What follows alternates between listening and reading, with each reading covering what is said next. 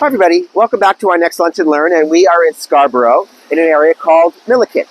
As always, I like to do boundaries. It's south to Finch, it's north to Steeles, on the east it's Markham, and on the west is Kennedy.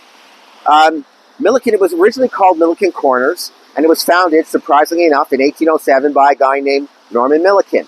There was a church, two blacksmith shops, a wagon maker, a couple of hotels, and two general stores. And Norman and his two brothers, they also established a lumber business, and it supplied lumber to the British Navy. In April of 1859, they actually even got a post office, and you know, as soon as the post office gets there, you've kind of hit the big time as far as little town Ontario goes. So Ebenezer Church, which I'm standing in front of, it was built in 1878. And here's the church, the beautiful church. Even the cemetery over here still survives as well. And it's one of the few remaining original structures in the area. Another original structure, which we're going to go see, it was built in the 19th century. Benjamin Milliken, who was Norman Milliken's son, he constructed a house. I want to see it because it's like a beautiful example of classic Georgian revival architecture. So let's go have a look now.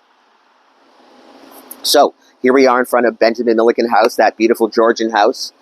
It was moved from its original position. It's now actually in Markham, and it's been turned into a tea house. And if I'm just going to go on a little bit of a rant, beautiful historical architecture. They dumped it. If you could see what's surrounding me, there's a Dairy Queen here. There's a strip plaza here.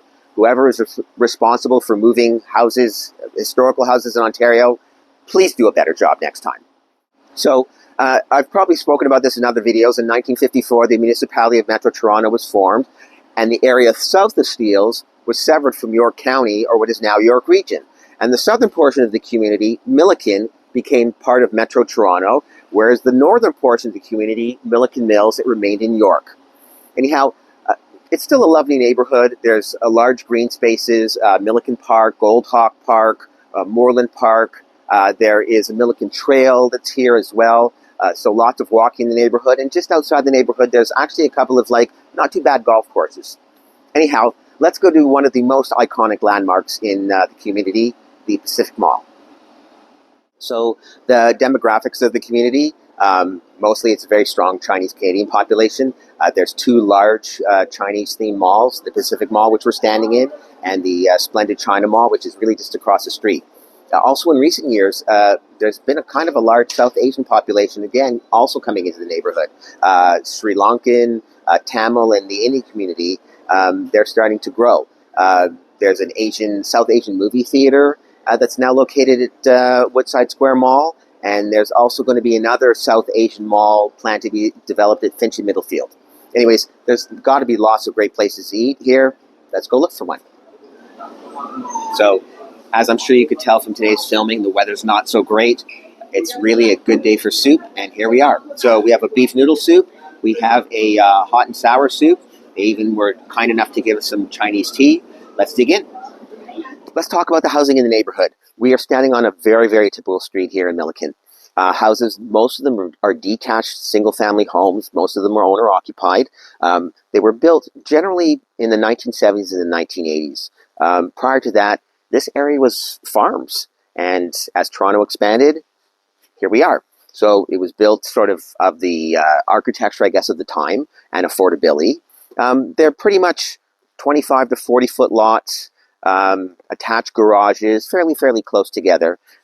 Milliken, it also contains some semis and some townhouses as well. So prices. So the majority of the homes, I said, are detached, and they're in the 1 million to 1.6, but the majority of them are pretty much in the 1 to 1.3 range. Semis, again, 900 to 1.3, and the majority are 1 million to about 1.1 million. And rows and townhouses, 900 to 1.3, and the majority are around $1 million. Condos as well. There's condos in the neighborhood, and I'm sure there's going to be more. One bedrooms, they're high 4s to low 5s. Two bedrooms, 5 to 700,000, and the towns are 7 to 950. So there you have it. Here we are, finishing up in Milliken. I love doing these videos. Like, share, and we'll talk soon.